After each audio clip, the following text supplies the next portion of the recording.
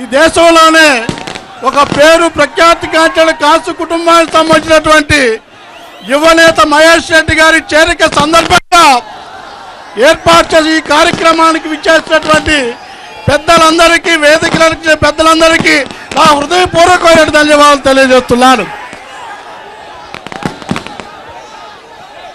చిన్న చిన్న రాళ్ళు చిల్లల దేవుళ్ళు, నాగులేటి నీళ్లు నాపరాళ్ళు, సద్ద దన్నచేలు సర్పంబు తేళ్ళు అన్నారు ఒకనాడు పల్నాడు సీమల గురించి. ఎందుకంటే ఆనాడున శ్రీనాథుడు పల్నాడు ప్రాంతంలో వచ్చినప్పుడు ఈ ప్రాంతాలను చూసి ఆ మాట మాట్లాడు శ్రీనాథుడు ఈ రోజున ఉన్నట్లయితే పల్నాడు ప్రాంతాల గురించి ఏం మాట్లాడాలనే విషయం చూస్తే ఈరోజు పల్నాడు ప్రాంతానికి సంబంధించి రూపురేఖలు మారిపోయాయి. వాటికి కారణం ఇద్దరు మహానుభావులు. ఒకళ్ళు కీర్తిశేషులు బ్రహ్మానంద రెడ్డి గారు, తర్వాత మన ప్రియతమ నాయకులు దివంగత డాక్టర్ వైఎస్ రాజశేఖర రెడ్డి విషయం కూడా మీకు మనవి చేస్తున్నాను. ఆ రోజున బ్రహ్మానంద రెడ్డి గారు ముఖ్యమంత్రిగా ఉండే హయాములో నాగార్జున సాగర్ నిర్మాణం చేపట్టడం జరిగింది. నాగార్జున సాగర్ నిర్మాణం ద్వారా పల్నాడు ప్రజానికే కాకుండా దాదాపుగా ఉన్నటువంటి దాదాపు 23 లక్షల ఎకరాల సంబంధించినటువంటి ఘనత ఈ రాష్ట్రంలో జరిగిన మీకు మనవి చేస్తున్నాను. ఆ తరువాత మన ప్రియతమ నాయకులు దివంగత డాక్టర్ వైఎస్ రాజశేఖర రెడ్డి గారు వచ్చిన జరిగినటువంటి అభివృద్ధి కార్యక్రమాన్ని ఆలోచించమని మీకు మనవి చేస్తున్నాను. జలయజ్ఞం పేరిట జలయజ్ఞం ద్వారా ఈ రాష్ట్రాన్ని హరితాంధ్రప్రదేశ్గా తీర్చిదిద్దాలని ఒక ఆలోచనతో జలయజ్ఞాన్ని ప్రారంభించినటువంటి మహానుభావుడు దివంగత డాక్టర్ వైఎస్ రాజశేఖర రెడ్డి విషయం మీకు మనవి చేస్తున్నారు. దివంగత డాక్టర్ వైఎస్ రాజశేఖర రెడ్డి హయాంలో పల్నాడు ప్రాంతం యొక్క రూపురేఖలు మొత్తం మారిపోయిన విషయం కూడా మీకు తల గుర్తు చేస్తున్నాను.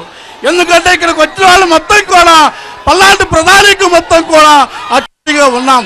పల్నాడు ప్రాంతంలో చూసుకుంటే ఈ రోజు ప్రతి గ్రామాలకు సంబంధించిన పక్కా గృహాల నిర్మాణాలకు సంబంధించి కానివ్వండి, మంచినీటి సౌకర్యాలకు సంబంధించి కానివ్వండి, అదేవిధంగా రైతాంగానికి సంబంధించి కానివ్వండి, అనేకమైనటువంటి సంక్షేమ అభివృద్ధి కార్యక్రమాలు చేసిన ఘనత దివంగత డాక్టర్ వైఎస్ రాజశేఖర రెడ్డి గారు చేసిన విషయం కూడా మీకు మనవచ్చాను. అందులో భాగంగానే ఈరోజు వైఎస్ఆర్ కాంగ్రెస్ పార్టీ పెట్టిన తర్వాత జగన్మోహన్ రెడ్డి గారు అనేక పర్యాయాలు కూడా తప్పనిసరిగా పల్నాడు ప్రాంత ప్రజానీకాలు కలవాలా, వారికి తగినట్టు భరోసాలు ఇవ్వాలా, నాకు మొట్టమొదటి నుంచి కూడా ఆ వైఎస్ఆర్ కుటుంబానికి సంబంధించి కూడా ఆహ్వానించినటువంటి అభిమానించినటువంటి కుటుంబం కలుసుకో ఆలోచనతో కూడా ఈరోజు పల్నాడు ప్రాంతానికి వస్తుంది.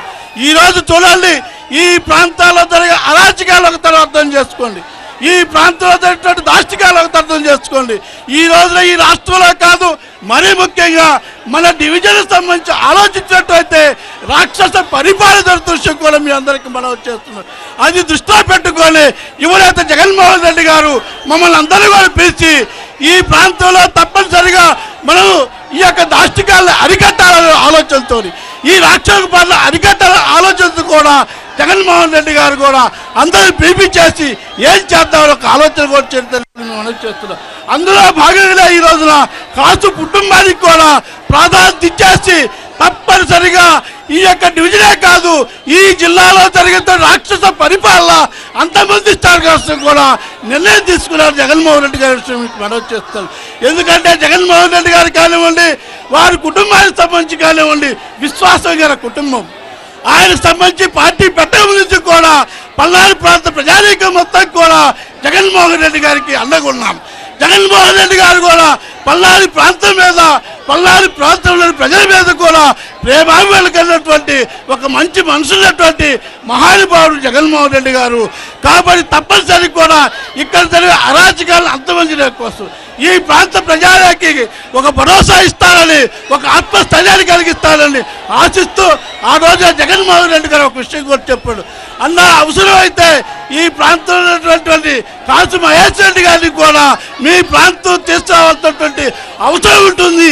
ఈ దాష్టికాలు ఎదిరించాలంటే తప్పనిసరి కూడా మీ ప్రాంతం తీసుకొద్దామని నాతో మాట్లాడినప్పుడు నేను కూడా ఆయనతో మాట్లాడి తప్పనిసరిగా అవసరం ఏది ఏమైనప్పటికీ కూడా మనం అందరం కలిసి కట్టుగా ఈ దాష్టికాలు ఎదుర్కోవాల్సినటువంటి ఈ అరాచకాల శక్తులు ఎదుర్కోవాల్సిన అవసరం ఉందని వారు చెప్పిన ఆదేశాల మేరకు వాడు ఏదో ఆదేశిస్తే ఆయన మీద నమ్మకంతో, ఆయన మీద విశ్వాసంతో ఏదైనా చెప్పి చేస్తాను.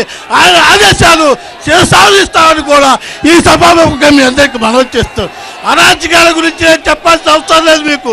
ఎందుకంటే ఇక్కడ జరిగిన కొడాలి శివప్రసాద్ గారు అరాచకాలు కావాలి. మా నియోజకవర్గంలో జరిగినటువంటి ఎల్పదేశ్ శ్రీనివాసరావు అరాచకాల గురించి కానీ మీరు ఏదైనా చెప్పవలసిన మీ అందరికీ మనవి చేస్తూ, ఈ యొక్క పర్యటన తప్పనిసరిగా పల్నాడు ప్రజానికానికి, ఈ డివిజన్ సంబంధించిన ప్రజలందరికీ కూడా ఒక మనోధైర్యాన్ని, ఒక భరోసాన్ని, ఒక ఆత్మస్థైర్యాన్ని కలిగిస్తారని ఆశిస్తూ, వారు ఆదేశించిన ప్రతి అంశానికి కూడా శిరసావధిస్తారని చెప్తూ, నాకు ఈ అవకాశం ఇచ్చే మీ అందరికీ, అవకాశం ఇచ్చినటువంటి పెద్దలందరికీ కూడా నా హృదయపూర్వకమైన ధన్యవాదాలు తెలియజేస్తూ సెలవు తీసుకుంటున్నా. జై జగన్.